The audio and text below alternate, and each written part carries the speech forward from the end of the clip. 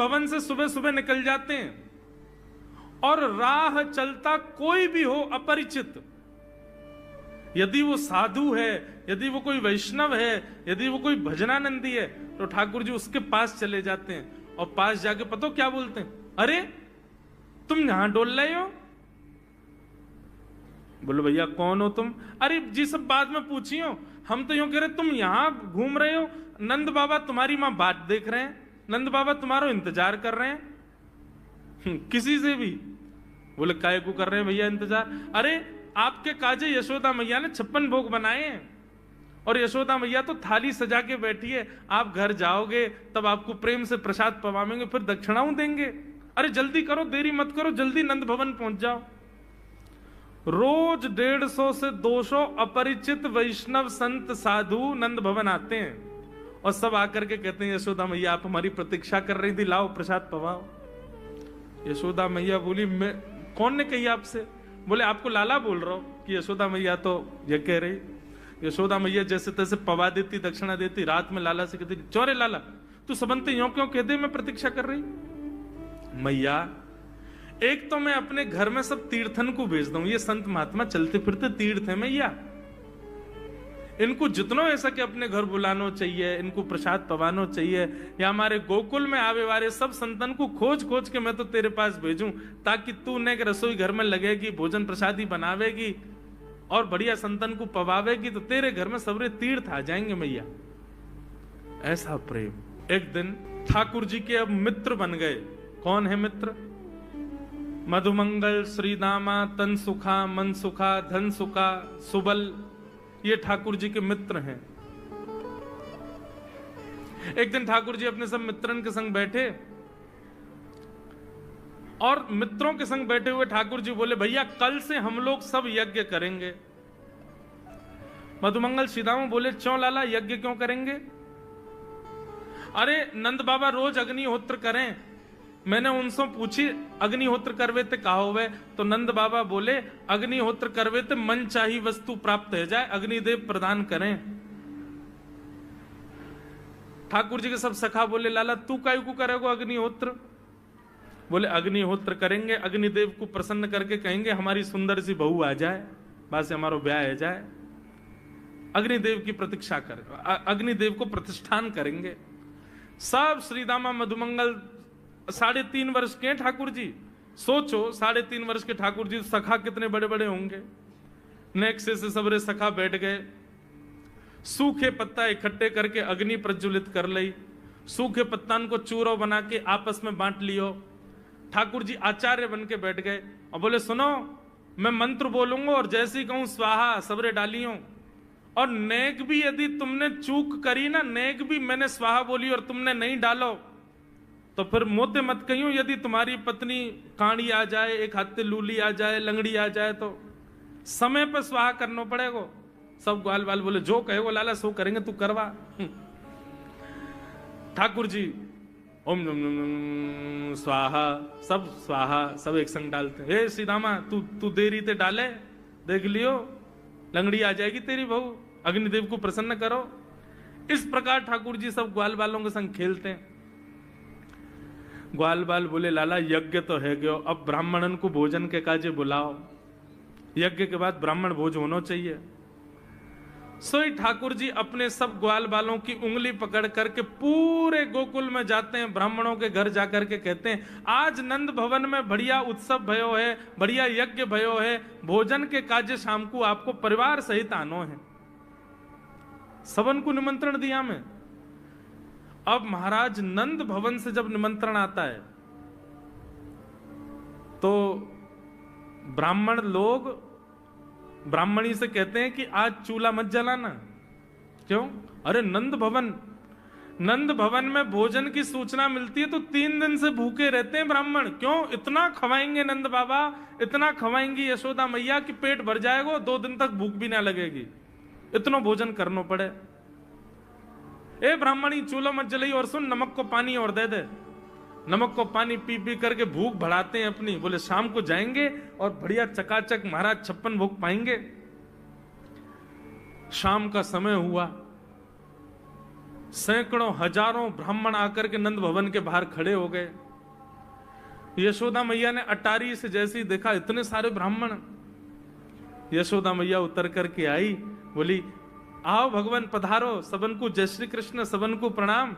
जे बताओ आज मेरे द्वार पर आप सबन को एक साथ आने को कारण कहा है? किसी को निमंत्रण देकर के और फिर पूछो कारण क्या है, बड़ा अजीब लगता है। किसी को आपने बुलाया भोजन पे, वो बेचारा आ गया, फिर आपको बताओ भैया कैसे आए, कितना अजीब लगे। ब्राह्मण बोले मैया तुम हमसे पूछ रही हो या बात है? अरे सवेरे तो भूखे प्यासे बैठे हैं, जल्दी भोजन पवाओ।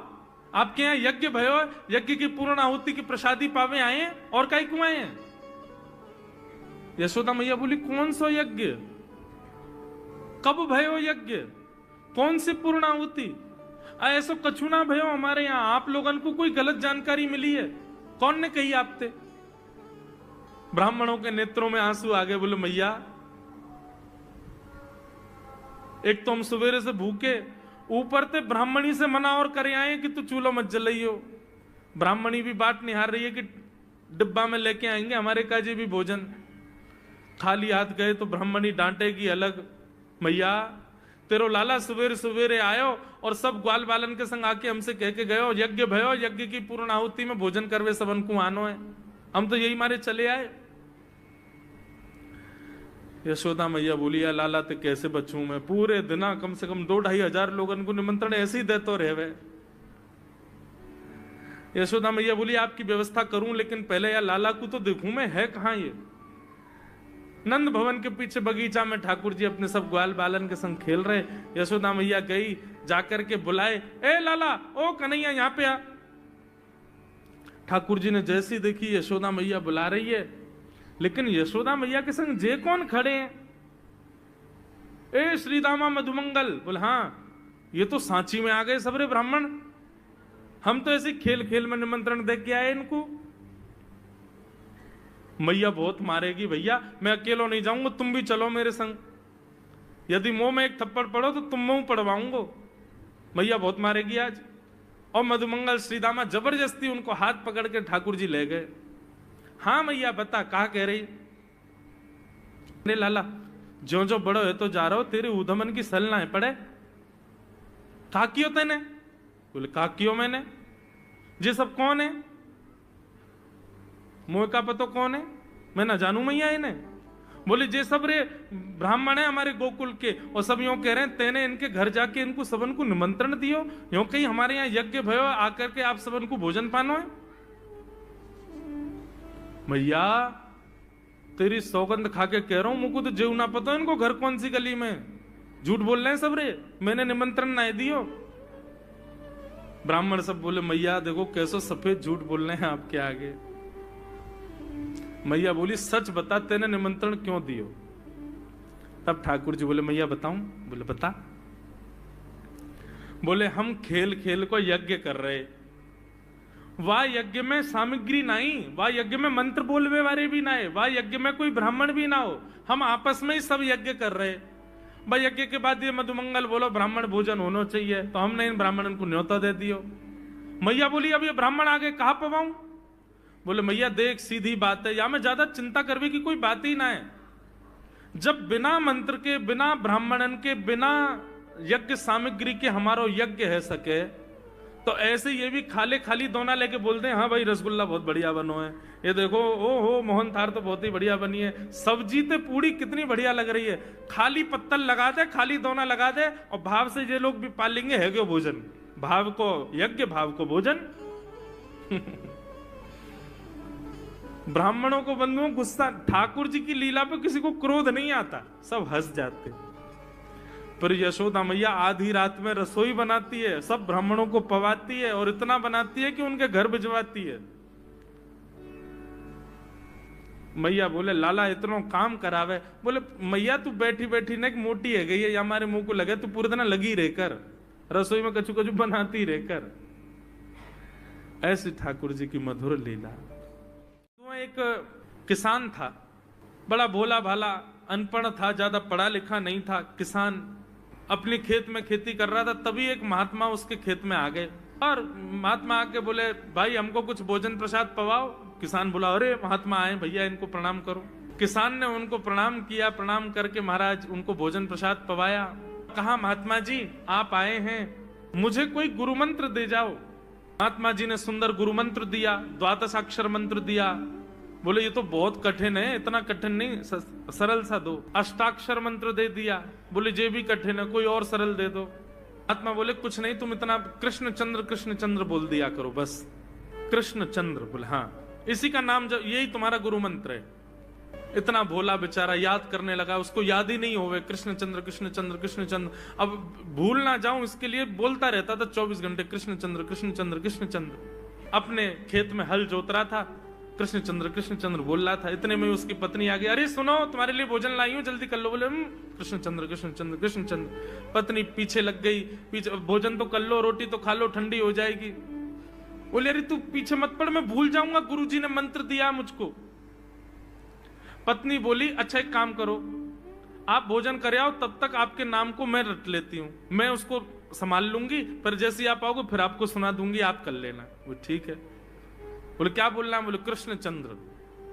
पत्नी बोली ठीक है। अब कृष्ण चंद्र बोलने लगी पत्नी, कभी कहीं जाए कभी कहीं जाए, कुछ करे। वो कृष्ण चंद्र बोलते बोलते घसीटे चंद्र हो गया। लौट करके अपने पति के पास, पति बोल, हाँ वो मैं भोजन कर लिया, जल्दी गुरु मंत्र सुना दे मुझको, क्या था मैं तो भूल गया। बोले घसीटे चंद्र। वो उसी से ही हल जोतने लगा, घसीटे चंद्र घसीटे चंद्र घसीटे चंद्र।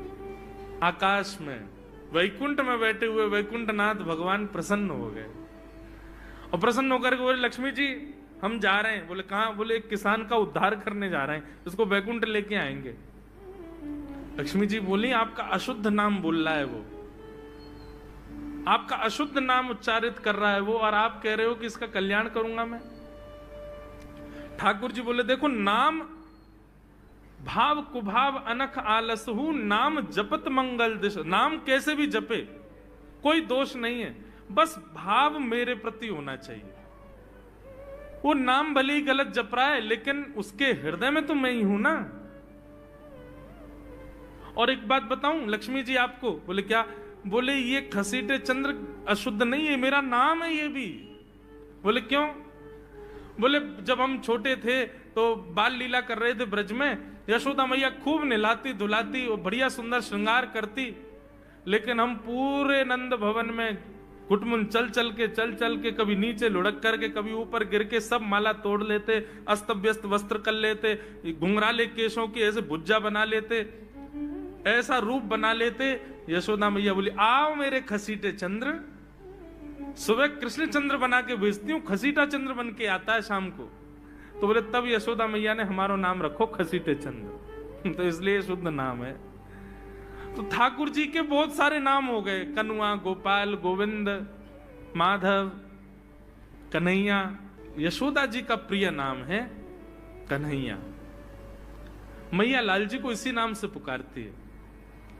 ठाकुर जी अब धीरे धीरे 3.5 वर्ष के हो गए, और जैसे ही 3.5 वर्ष के भय महाराज, मानो जैसे उनके शरीर में स्प्रिंग एक्टिवेट हो गई हो।